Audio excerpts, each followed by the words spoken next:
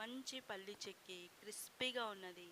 తినేప్పుడు పళ్ళకత్తుకోకుండా సూపర్గా క్రిస్పీ చెక్కిని ఇప్పుడు ఎలా చేయాలో ఇప్పుడు చూద్దాం. పల్లీలు ఒక కప్ తీసుకోవాలి. అది వీడియోలో చూపించినట్టుగా క్రష్ చేసుకోవాలి.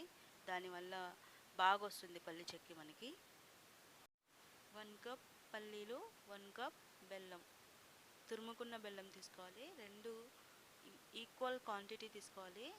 కరెక్ట్గా సరిపోతుంది మనకు పాకం అనేది. బాగా పల్లీలకు దీనికి రెండిటికి కరెక్ట్గా సరిపోతుంది. ప్యాన్ కొంచెం వేడైన తర్వాత ఏదైతే మనం తురుముకున్న బెల్లం ఉంది కదా, అది వేసుకొని కొంచెం హీట్ అయిన తర్వాత అప్పుడు 2 చెంచాల నెయ్యి వేసుకుందాం. కంటిన్యూగా కలుపుతూనే ఉండాలి, లేదంటే మనకు బెల్లం అడుగంటిపోతుంది. పాకం మొత్తం రెడీ అయ్యేంత వరకు కలుపుతూనే ఉండాలి. మధ్య మధ్యలో చెక్ కూడా చేయాలండి. ఒక బౌల్లో వాటర్ ముందుగానే తీసి ఉంచుకోండి. దాంట్లో మనం పాకం అయిందో లేదో చూసుకోవాలి. చూసారా ఎలా మెల్ట్ అవుతుందో. అసలు వాటర్ అనేది వేయొద్దు, వాటర్ అస్సలు అవసరం లేదు. వాటర్ వేస్తే ఎక్కువ మనకు టైం పడుతుంది. ఒకసారి మనము అది చెక్ చేసుకోవడానికి వాటర్లో కొంచెం తీసుకొని ఒక చిన్న లేయర్ లాగా వేసుకోండి.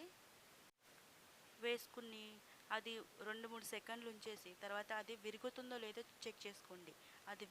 అది విరిగితే అప్పుడు మీకు పర్ఫెక్ట్ పాకం అనేది రెడీ అవుతుంది. మనకి వాటర్లో వేసేటప్పుడు మీరు ఒక చిన్న తారు అది తీగలాగా వేయండి.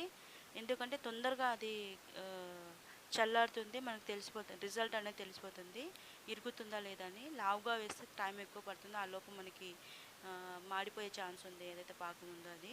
సో అందుకని సన్నటి తారులాగా వేసుకోండి, ఒక తీగలాగా.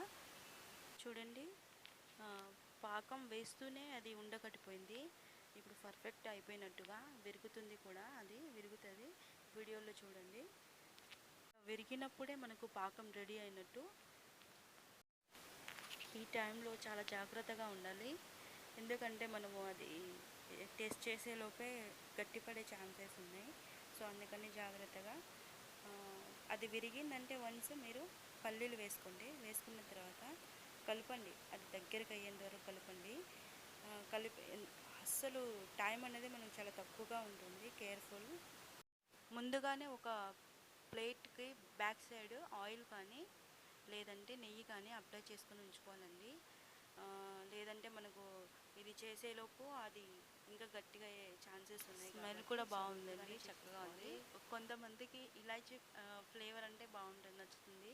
నచ్చని వాళ్ళు వేసుకోవద్దు, వేసుకుంటే ఇంకా బాగుంటుంది. వేసుకొని చూడండి, నేను వేయలేదు కానీ మీరు వేసుకొని చూడండి ఒకసారి. మనం ముందుగానే నెయ్యి అప్లై చేసుకున్న ప్లేట్ పైన ఇలా వేసుకోవాలండి. చపాతీ చేసే కర్రకు కూడా అది అప్లై చేసుకోండి, నెయ్యి కానీ లేదంటే నూనె కానీ ఏదైనా పర్లేదు, అది మీ ఇష్టం. నైఫ్కి కూడా మీరు అప్లై చేసుకోండి, ఎందుకంటే కట్ చేయడానికి వీలుగా బాగుంటుంది, అతుక్కుపోకుండా ఉంటుంది, చక్కగా కట్ అవుతాయి. ముందుగా కాట్లు పెట్టేసుకోవాలి కదా, సో అందుకని వీడియోలో చూపించినట్టుగా తొందరగా వేసేసుకోండి. మనకు టైం అనేది అంతా ఉండదు కాబట్టి ఫాస్ట్గా చేసేసుకోవాలి ఈ ప్రాసెస్ అనేది. మనకు ఒకటి ఫ్లాట్గా ఉన్న స్టీల్ బౌల్ తీసుకోండి, దానికి నెయ్యి కానీ నూనె కానీ సేమ్ అప్లై చేసేసుకోండి. ఇలా ఒత్తుకోండి. థిక్నెస్ మీకు ఎంత కావాలంటే అంత పెట్టుకోండి, ఒత్తుకోండి. అలా ఒత్తేసుకున్న తర్వాత ఇలా చపాతీ కర్ర తీసుకొని ఒత్తేసుకోండి. మంచిగా ఫ్లాట్గా అవ్వాలి. మనకు థిక్నెస్ మనం చూసి పెట్టుకోండి, మీ ఇష్టం. అది నేను రౌండ్గా పెట్టేసుకుంటున్నాను. తర్వాత మనకు ఎలా కావాలంటే అలా కట్ చేసుకోవచ్చు, ఏ షేప్లో అయినా కట్ చేసుకోవచ్చు, అది మన ఇష్టము. పక్కకు సైడ్లో ఉంటుంది కదా, అది కూడా మంచిగా రౌండ్గా అనుకోండి, బాగుంటుంది. ఫినిషింగ్ అనేది బాగుంటుంది మనకి. ఫినిషింగ్ బాగుంటే చూడడానికి చక్కగా ఉంటుంది కదా, సో అందుకని ఒత్తేసుకోండి. ఇలా రౌండ్గా చేసుకొని ఇప్పుడు కట్ చేసుకుందామండి. ఏ షేప్లో అయినా పర్లేదు, మీరు కట్ చేసుకోండి. నేను ఇలా కట్ చేసుకుంటున్నాను.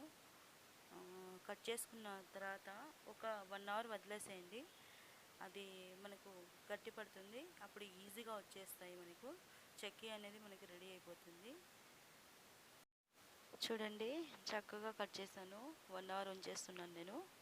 1 అవర్ తర్వాత చూడండి ఎంత బాగా విరుగుతుందో, చక్కగా విరుగుతుంది. ఒకసారి ట్రై చేయండి. Thank you.